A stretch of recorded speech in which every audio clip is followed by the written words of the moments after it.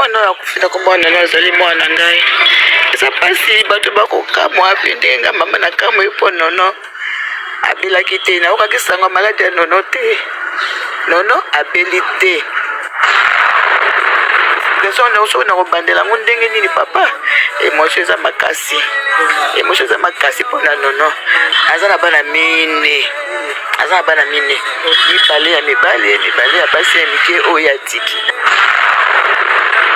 nakataki kan kokolo yango ya maladi kinaka nokuta moto azoloba na to nini eloko te nzoka nde apikaki crise vendredi bayebisi ngai ke asalaki bafièvre ake dispensaire ake kozwa traitement azongi ndako na makolo ye moko ntango akomi na ndako po asukola po azonga lisusu na hôpital wana dispensaire wana esika azalaki aloki suka bien te ayebisi bana yabiki natuka nazoka bien te mutu pete osalanga pasi basombeli ye fanta ambeli ntango abeli fanta apres wana namonaki te mais oyo bayebisi ngai nazoloba nono abandi kosanza église moko ezalaka mfasi na bango ndenge epai tovandi awa nono abandi kosanza ntango abeleli motu mpasi ndeko na yo bazalaka na ye abimi asimbi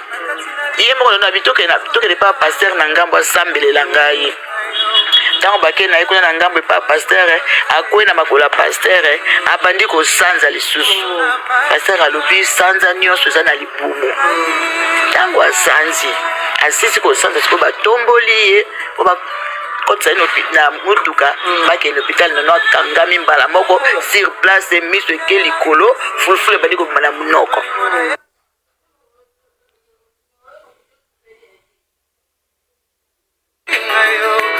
Motona pasina zulilo ngai